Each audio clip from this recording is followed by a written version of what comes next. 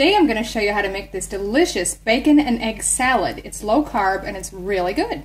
So I've got my ingredients assembled. Now if your eggs are already hard boiled and your bacon's already cooked, ready to go, much faster to prepare. I haven't cooked mine yet, so we'll do that now. So here's my 10 eggs, which I'm going to boil. And then you need about 6 pieces of American style, or what they call streaky bacon in Australia. We're going to cook those and chop those up as well. So then next, you need about 1/4 cup, once it's chopped, of a red onion. That's about half of this sort of small one. Then you're going to need a couple tablespoons of chopped green pepper. I happen to have a couple of pieces of red and yellow left here, of pepper or capsicum, whatever you like to call it. I'm just going to use those instead. Next, you're going to need about 1/4 cup of mayonnaise and 3 tablespoons of sour cream, 2 teaspoons of Dijon mustard, or you can use a regular yellow mustard if you like, 1 teaspoon of lemon juice, and then about 1/2 teaspoon of salt or seasoning salt, and about 1/4 teaspoon of black pepper.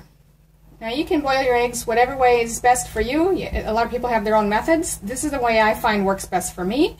I put all the eggs into a cold pot of water, and then I'm going to bring that to a boil, and once I've got a rolling boil, cover it and remove it from heat. Let it sit about 14 to 15 minutes. So I'll just turn the heat on. We'll cover it now and let it come to a boil. Now, while we're waiting for the eggs to boil, I'm just going to chop the bacon. You can fry it and get it nice and crisp and chop it afterwards if you like. I just find it easier to chop it now while it's cold and easy to handle. So I'm just going to chop it up a couple directions this way, and then back across the other way, and then just fry the pieces afterwards. So I'm going to use about, bite-sized chunks. Now I like to cook the bacon on a medium, or about medium heat. You don't want to do it too fast, and you're just going to sort of stir it and break it up a bit while it cooks.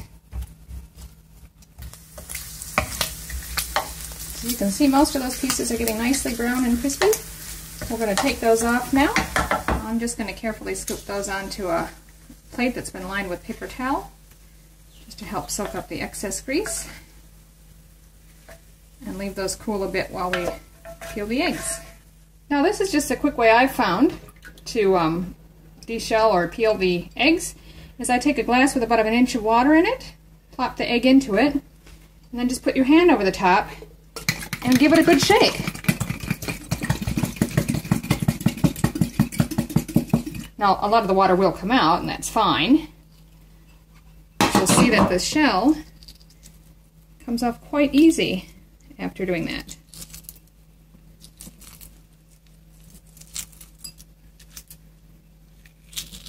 Much easier than any other method I've ever used. So once you've got your eggs peeled, we're just going to chop them.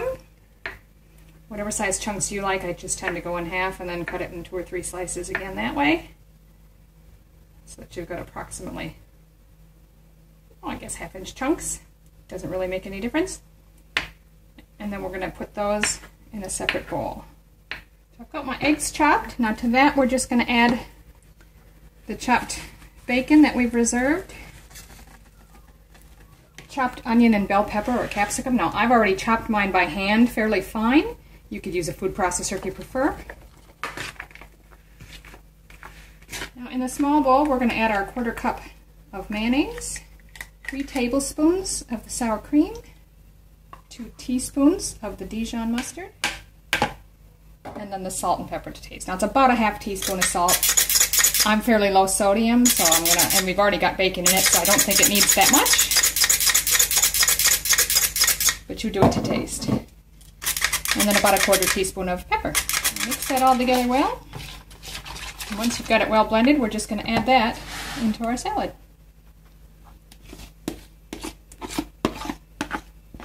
Now just mix it through well until it's nice and evenly coated. So I've got that all well combined, as you can see. Now if you really can't wait and you want to dig in, go for it. It's delicious. But I find it has its best flavor if you chill it for an hour or 2. So I'm going to put it in the fridge. Now you could just cover that in plastic wrap and put it in the fridge if you like. I'm going to transfer it to a container that has a cover. And we'll just pop that in the fridge till we're ready to eat. So there you have it. My salad's nice and chilled. I'm serving it up with a couple of bunless burgers, and it's really tasty. Give this a try.